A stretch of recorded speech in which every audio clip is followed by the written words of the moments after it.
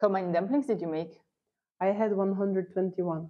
Did you count them? Yeah. You're even telling it with a Russian accent. Kalyatki. And we can eat more. Hello everyone, I welcome you on the channel Cardamom Cookies, a show where its participants tell what helps them to stay connected to their family and friends when they live abroad. And my guest today is Olga Leymans. Hi Ola. Hey. My name is Olga Leymans. I live in Belgium for over 12 and a half years. And I'm a coach, numerologist. I moderate transformational games. But just a few weeks ago, 3 weeks actually, I started working again in a big international company, in a big bank. So I'm combining work in the office, work with my clients. I also do mentoring on online course for coaches, psychologists, people who are selling their own services and products online, and I'm helping them to earn more money. I moved to Belgium for love because I've met my boyfriend, now husband, on vacation, on holidays. And that's how I got here. I actually never wanted to leave Moscow. I was always telling that, like, no way, never I'm gonna leave Moscow. That's the best city in the world. And then it happened. What are we going to cook today? I was thinking about traditional Russian dishes that we cook for some events. Like, for example, if it's a birthday party or New Year or any type of holiday. And normally it's always salads. And most of the salads are with a lot of mayonnaise. I was talking to my friends in Belgium, like every time when we talk about what is traditional for Russian cuisine, yeah, mayonnaise. And then you say it in Belgium, the country, one of the countries which uses it really a lot, but then they hear about our way of using it and they really roll their eyes. That's true, but even like in Belgium, they have also potato salads or pasta salads. It's always with mayonnaise. So it's the same. It's the same, indeed. That's what unites our cultures. Yeah, so it's going to be traditional Russian, one of Russian salads because we have a lot. But it's the one I really like, and I got the recipe from my mom. And I also wanted to make two snacks. One's going to be a cold snack and the other one going to be a hot, warm snack. So it's kind of something that you can do quickly and it's easy. So if you know that you're getting guests, that you can have kind of the table like set up. Yes. So it's like, oh, we have a snack and this and that and the salad. And it looked like you really prepared a long time. Yes. You can also find all the ingredients and the recipes, I think, under the description of this video. We will share it, and please let us know if you cooked it and how was it. Do you miss Russia? Oh, yeah, I do, because before we used to go there super often, like every, let's say, two times a year. And I always love, I have a lot of friends there, I have my family there, but 6 years ago, my mom died. So it's been less times that we're visiting. And for me, it's more about the friends and family. So if I go there, I always want to see them, to meet with everybody. And then, of course, yeah, I miss it. But I think also Moscow, I'm from Moscow, is so alive. And what you mean. there's so much things to do, like, and you feel so free there. So, for example, when I was there last time, I don't know, 3 in the morning, you want to have sushi, or like you want to order flowers to give to somebody, you can do it 3 in the morning. And then, or I don't know, it's just simple. It's super easy and you can do a lot of things.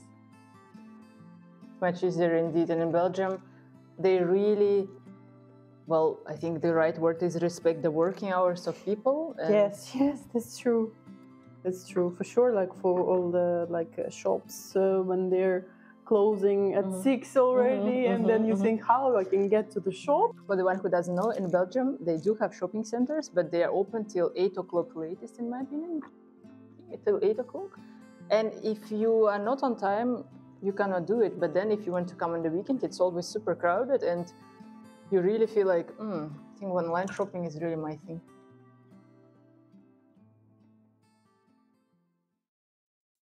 For me, I think, well, I would say food as well, because sometimes when we're going to the shop where we can buy all like Russian type products, that's amazing. I'm super happy. I'm like, oh, okay, I'm gonna eat this tonight. It's really nice. I'm always sending pictures to my family chat. We're always in contact.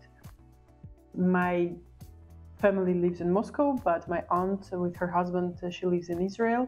So from time to time we're having like, okay, what are you eating tonight? So this is the best discussion, I think, of our family food. Seriously, if I will show you, we have several chats where we're discussing food.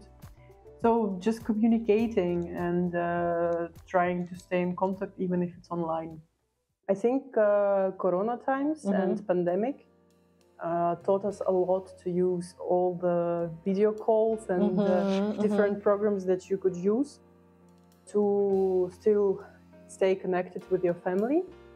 And I think it was useful because during Corona we were celebrating New Year together online via Zoom, and it was super cool.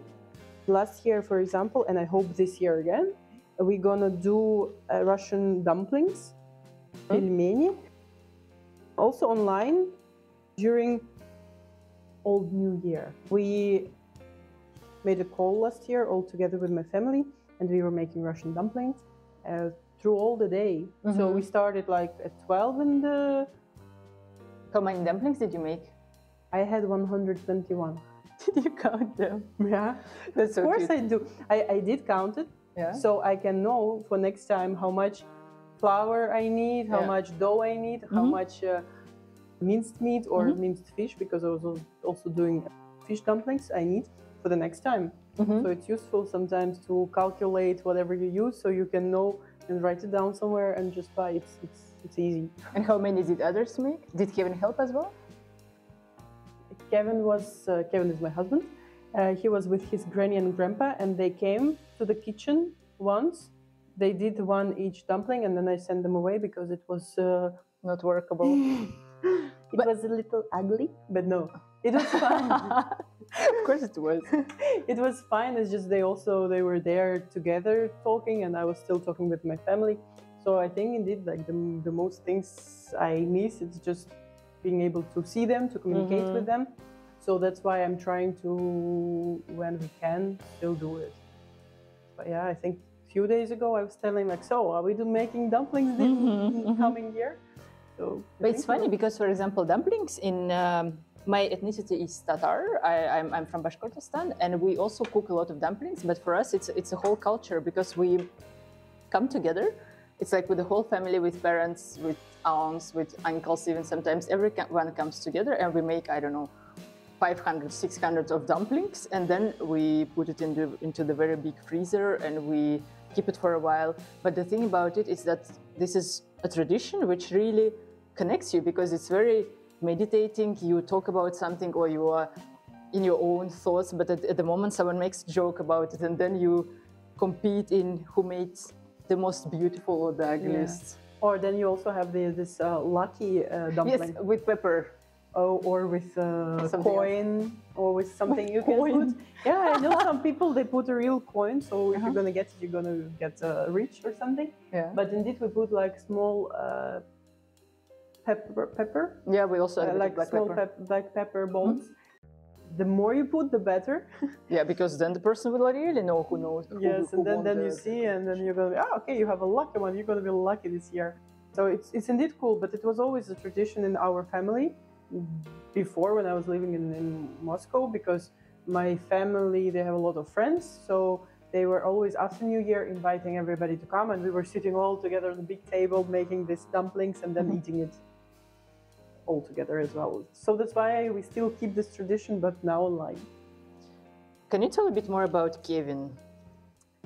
You're even telling it with a Russian accent. About Kevin. Kevin. Tell me, what do you mean? All my his friends and family always laughing how Russian people call him, because they're like, Kevin. What is Kevin? How do they call him?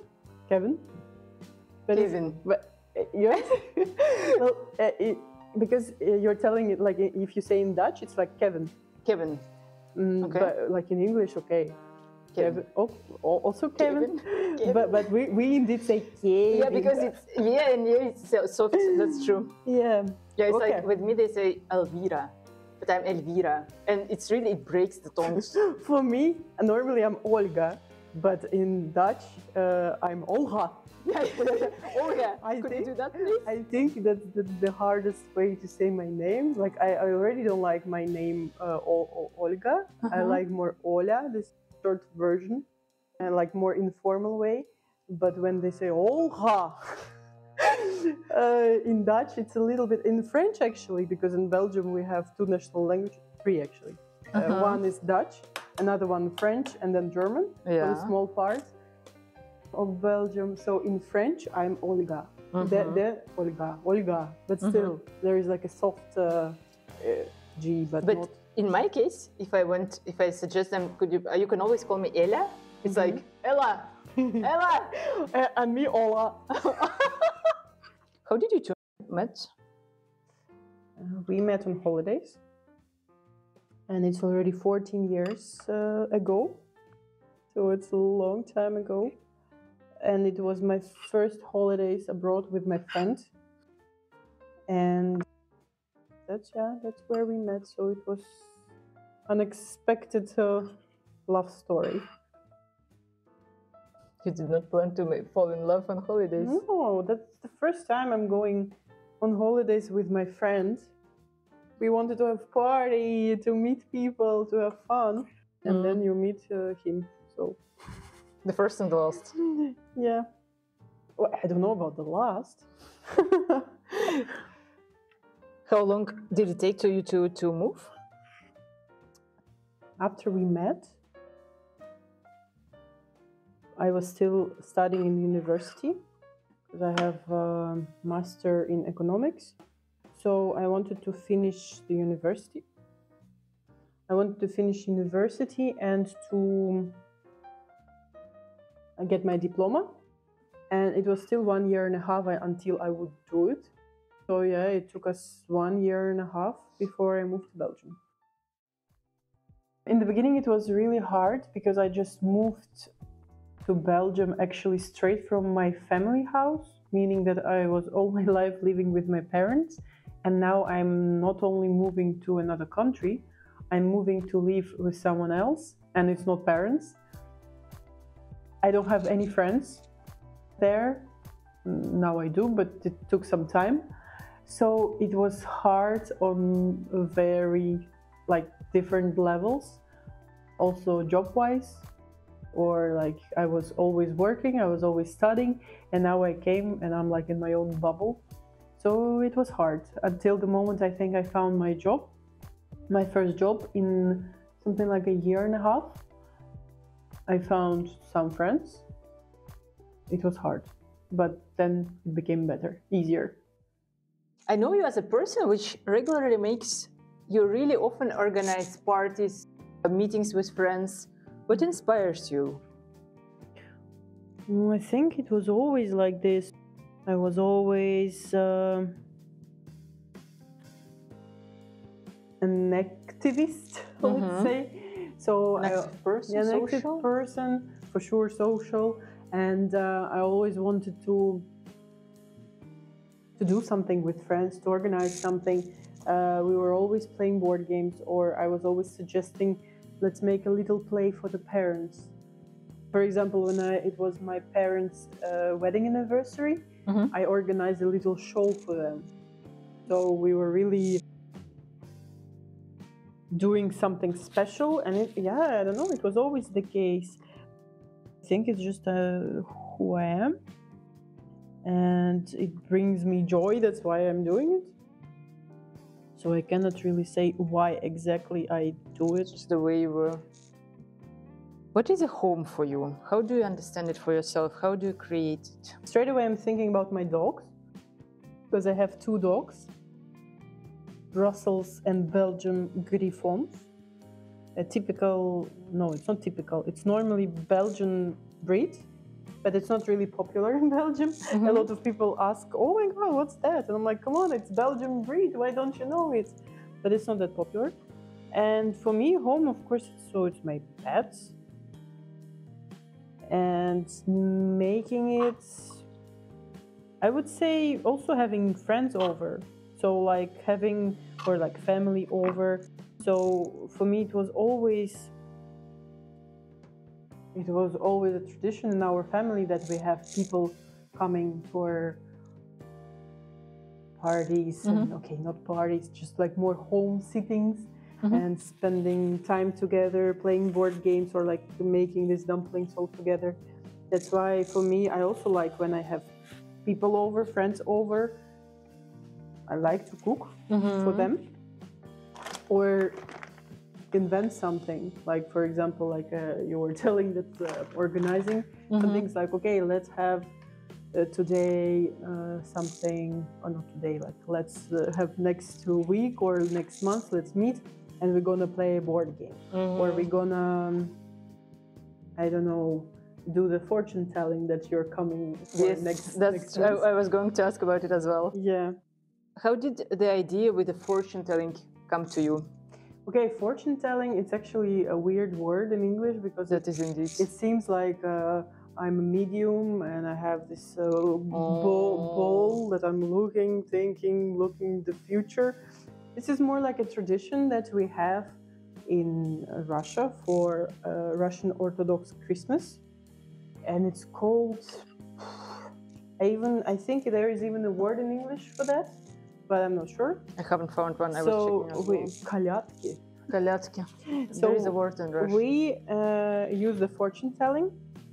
It's not the correct one, but it's more like a tradition where we gather all together before it was with the family. And for the last, I think, 10 years, I continued this tradition in Belgium with my friends, with the girls, who are coming every January to me. And we are doing this fortune telling, which is actually more like time spending, eating and drinking, having fun, giving each other Secret Santa presents. But what we do, for example, we write on the papers, prosperity, or like you're gonna have like luck this year, or you're gonna have good sex, or you're gonna have, I don't know, find a new job. And then we hang it around, we put the candle on the water, and which one will burn, which paper will burn is gonna be your fate for this year. Plus, like all other things, like for example, you take a book, you ask a question, and you open on this page and you read, and it answers your questions. Or you can choose different colors, and every color will also mean something, and then you pick it up, and that's what it's going to be. So it's more like a funny games that we're using. And nice time spending. And time spending. Earlier you mentioned that you work now as a coach. Yeah. How did you come to that decision? Oh, it's all happened during Corona times. I think a lot of things happened for a lot of people during Corona times. They did. But actually, to start from the beginning, January 2020, I was really feeling not good mentally. I remember that I had an eye tic. I went to the doctor to ask for antidepressants because I was not feeling well. When March started and we all started working from home, we started using and watching a lot of streams, live streams. And because of that, I randomly just found a live stream about numerology. If you know what's astrology, it's not really it, but it's also something that I can tell you about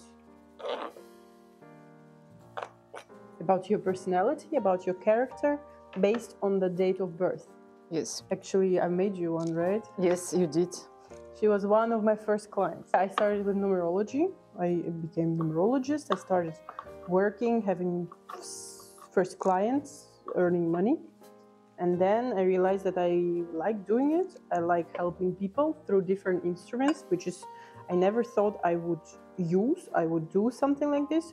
Because normally I'm a skeptic person. I don't believe in a lot of things. I always need to check it to be able, like, to know for sure that I'm right or that it's real. But I started believing it because I saw myself that it's working on myself, on my relatives, on my family and friends. And then when, of course, I was starting getting first reviews from the clients, it was also making me already want to do it more. And that's how I started thinking about coaching. I'm a coach of International Coaching Federation, ICF. You have your own, we have standards, we have some kind of rules that we need to follow, certifications and everything. And you don't tell people what to do, you work through the questions. So we're working with a mindset of people to help them to find their own answers and to get there by themselves.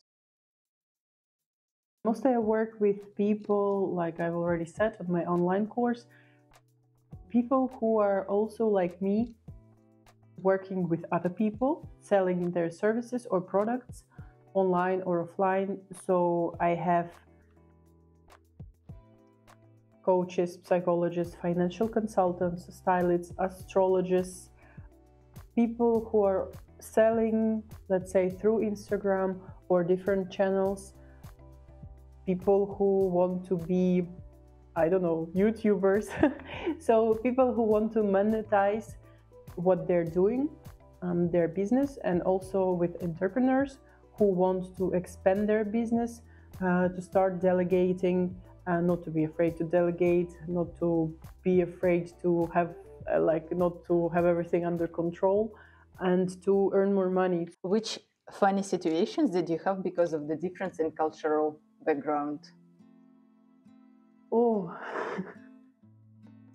well, in the beginning, when I moved to Belgium, it was very different because, I came from Moscow and I moved to the small town, Geraardsbergen, in Belgium.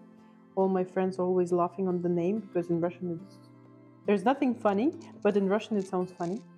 It does. And for me, when I moved to there, I was a bit surprised.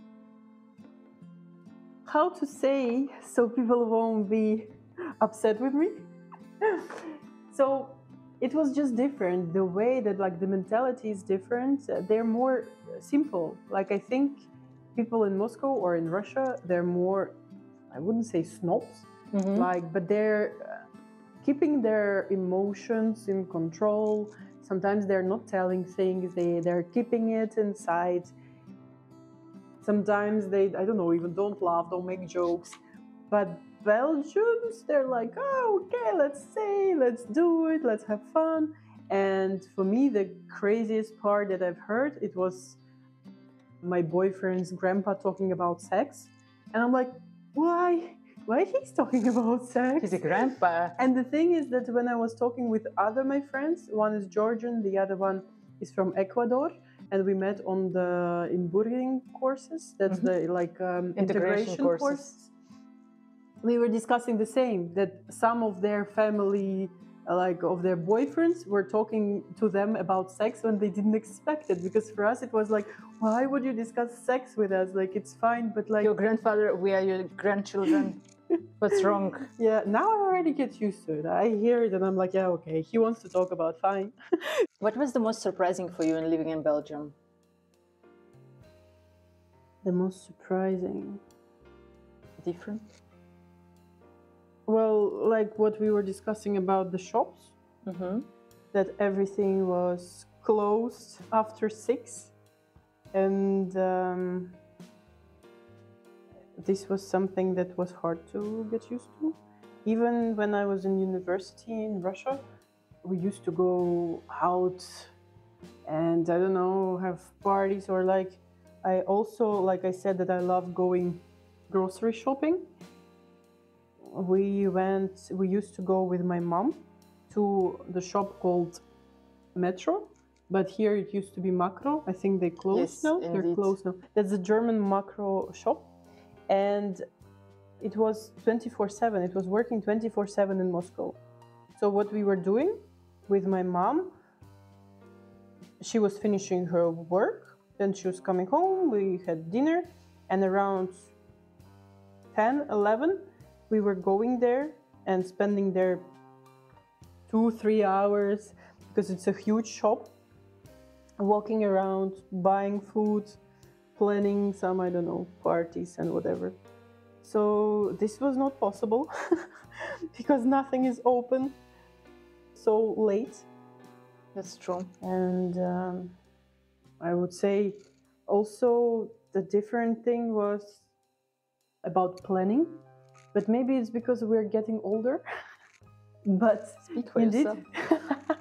That's not true. I understand. I also do planning now. But for me now, then it was like, okay, let's meet. Let's like in Moscow, you can call to your friend, or like, let's go out, or I'm coming to you, or you coming to me. In Belgium, it's not possible. Everything is planned 2 months in advance. Don't speak about that. I have the same feeling because it's indeed true.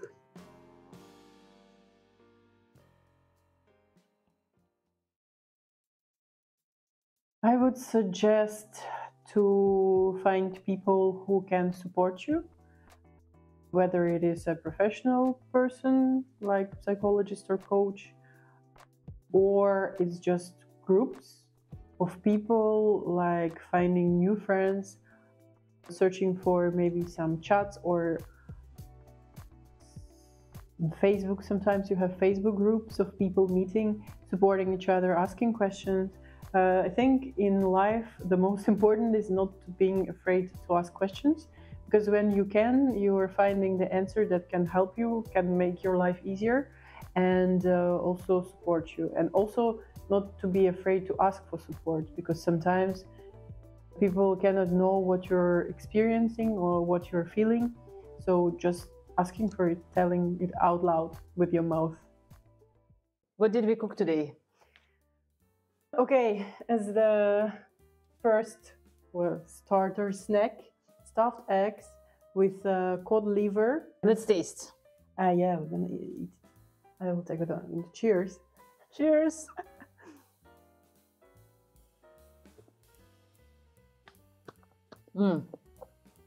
Good snack. Absolutely. Then we have a warm snack that's already no longer warm, but we tried it and we loved it. Dry plums in the bacon in the oven. In the oven. That's amazing. I think if you also use smoked bacon, it will even add more flavor. It is good. But what do we have here? And this one, that's the salad called Tiffany. It's with chicken, eggs, cheese, walnuts, a lot of mayonnaise, sour cream, a little bit of garlic and dill, and covered with grapes. So that's why it's called Tiffany. But if you're gonna buy grapes, like I said, better buy grapes of the same shape, so they're not like all different ones. It's good to cook it in the evening, put it in the fridge, and then in the morning it will be tastier. Okay. Let's take all the layers. Yes. Real way. Om nom nom nom. Om nom nom nom nom. If you are the foreigner, if you live in Belgium, or if you live in one of the neighboring countries, and you would like to tell your story, you would like to tell more about what helps you to stay connected to your home and friends and family which are in other country, please send me a message to cardamon.cookies@gmail.com. You can also find an email address under the video, and I hope we will cook together. I'm really curious about your cuisine, and I'm really curious about your experience. Stay tuned. And we can eat more.